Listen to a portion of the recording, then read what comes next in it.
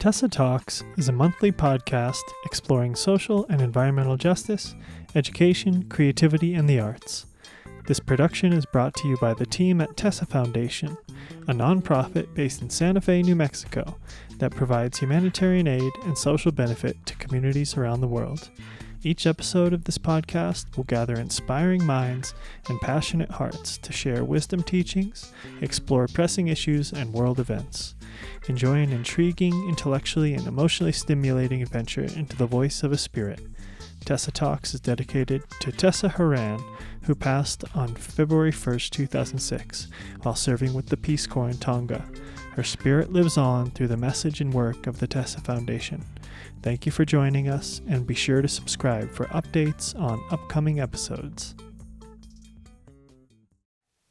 I'm Michael Mead, or Magic, here in this podcast, and I'm blessed side by side with Christina Prater, KP, and Daniela Chacon, or Dot. Today we're talking about intergenerational equity. Here we are spanning many years of the generational timeline. It's amazing, isn't it, how I look at myself as, yes, a sage, yet I realize that these two, as part of us being a team and being colleagues, that in a lot of ways they are way ahead of me because they think of things in a more direct, pure, determined way. So I'm learning about determination in kind of a youthful way, even though I feel that I'm an elder and I know that I'm an elder, I forget. That concept of determination is, I think it's at the heart of what we would call purpose or our mission, So like living a mission-driven life, there's such a fluidity of determination and it's so variable that in each era of our life, each chapter of our life, we can express determination in different ways. And I think that's part of the beauty of this collaboration with the youth and the sages, and how there's this mutual learning and growth that happens for all of us. Like the Dalai Lama says, if you want to be immortal, if you want to become immortal, share your wisdom. Well, I have a question. What is something, or how can inspiration be elicited for people of all generations to be inspired to be proactive in the world? What is something that can inspire that, or what inspired you? Well, I think it was my daughter, my oldest child, dying, and then all of a sudden thinking of death as such a tragic, horrible thing, and realizing that, well, wait, can I take this tragedy and turn it into a triumph? And of course it took work and some time.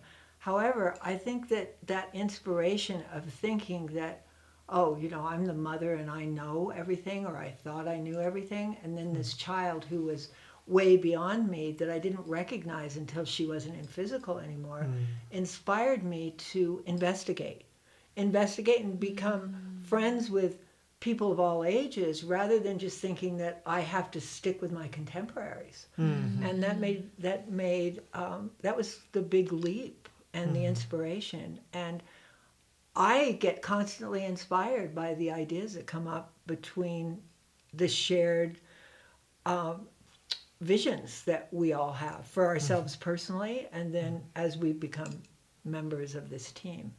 And this vision of possibilities, I feel like it's really important in this day and age that we are considering what's possible for the planet. More than ever in the information age, we have so much available in what we can see, what we can become aware of, what's happening in our world. How can we, with our own skills, ability, inclinations to be of service, be able to support, for example, climate justice and environmental stewardship. This is something that I'm really curious about in the conversation of intergenerational equity, is where does the responsibility lie for the proliferation and the prosperity of this planet, of our ecosystems, of biodiversity, of resources, of waste management ultimately, and how do we steward the visions for coming generations Well, I like how you say that, because I think what we want to do together is that we want to be exemplary and show people that we can listen to one another and that we can have ideas. We don't always agree on everything, but we talk it over, and we have other people in our team effort that help us with all our various initiatives. And I think it makes a difference when you have an attitude that's open to listening, open to questioning. I love where my mind is going hearing both of you. So, Michael, you brought up the information age, where we have this technology, and where that took me was also not taking for granted, is actually valuing the information from people who are much more experienced than us and have been around longer and who have seen different ways of living on Earth. Outside of extreme processing, extreme manufacturing, industrialization of practicality. And Christina, you said the key word listening. And for me, it's been from befriending and from experience with elders, with sages.